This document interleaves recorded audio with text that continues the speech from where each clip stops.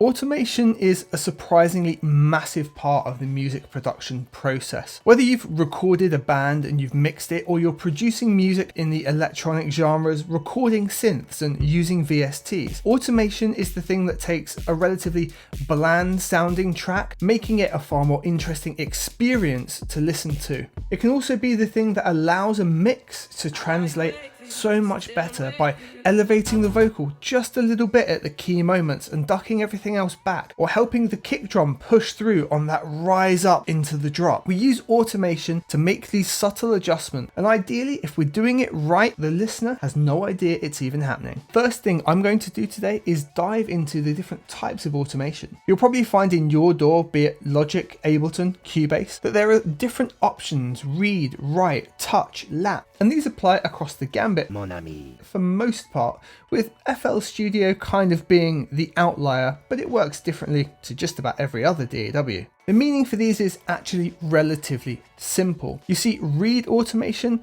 very simply means we're telling this channel to just read any of the automation that it currently finds. What's going on under the hood in your DAW is that when a track is playing, it's actually reading hundreds of different parameters that could be automated, but they'll all just be linear and left alone, so it doesn't actually do anything. What write does is allow us to adjust multiple parameters at once, and it will write all automation lanes.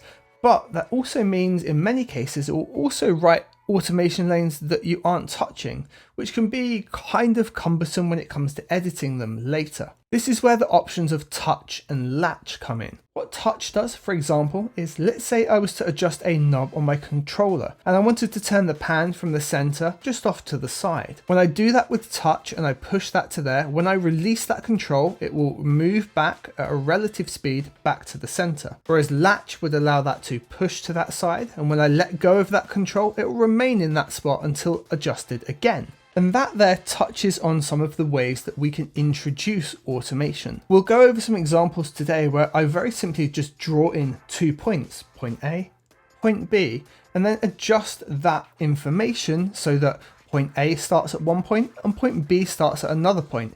And we'll have a line that either can be linear or logarithmic in a curve, going from point A to point B. This is called drawn in automation. We simply use the pen tool to put 2 separate points in, and we control between those points. Here's a really simple example of how some automation can add life, movement, depth, etc. into your track. This track here starts in with a built-up drum break. Here it is without the automation being applied.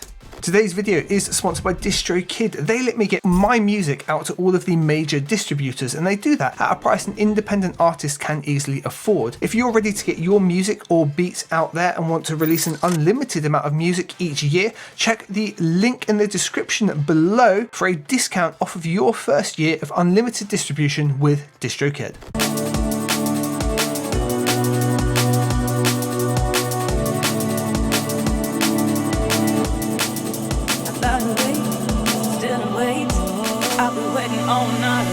Alright, so it's all kind of rudimentary. The drum break's just there, it sits in there, the pads all move. Now, here it is with the automation, and what the automation does here is it takes the high end of the EQ, working like a filter, and slowly brings the drum break in.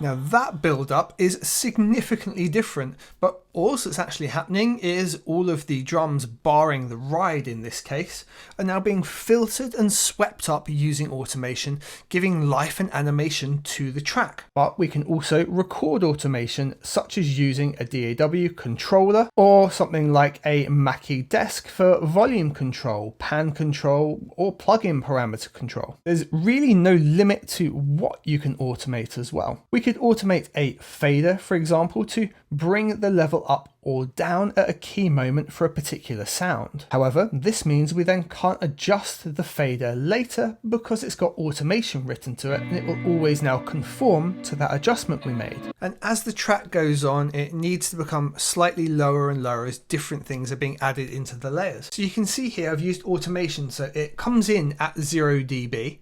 So we've got that full impact of the guitar happening. And it dips back by 1.5 dB over the course of that sound.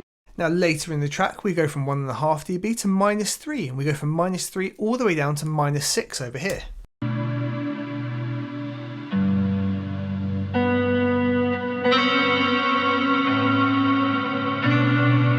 We're controlling the dynamic of that track, and then it's allowed to come all the way back up to 0 at that key moment. So here it is in context being reduced by that 3 dB down to 6. No matter what you do, I'll still be here for you. I couldn't have done it more wrong. I've been waiting all night long. No matter what, I'll still be here. I couldn't have got it more wrong.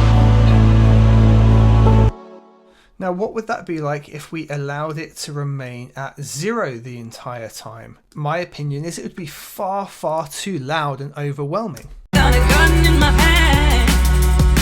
I lie awake, still awake. I've been waiting all night long. No matter what you do, I'll still be here for you. I couldn't have got it more wrong.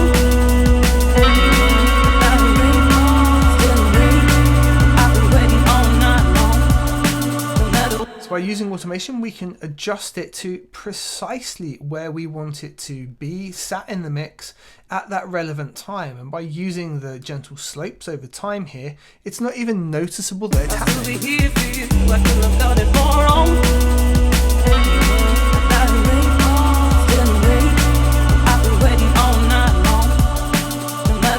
So we could add a plugin such as a gain stage plugin onto our channel, and we could automate the gain there. That allows us to have fluctuations in the gain volume, but still be able to freely adjust the mix using our fader. We can use automation for creative effects as well. So in this example here, what we've got is the vocal in the introduction, and I'm using a send here. So if we take the vocal channel, see it goes to bus 7. What we're doing here is I'm pushing the automation into the send to give us extra reverb. And you see when the notes kind of fade out here, I'm pushing the reverb up. I'm making those notes tail out a little bit longer.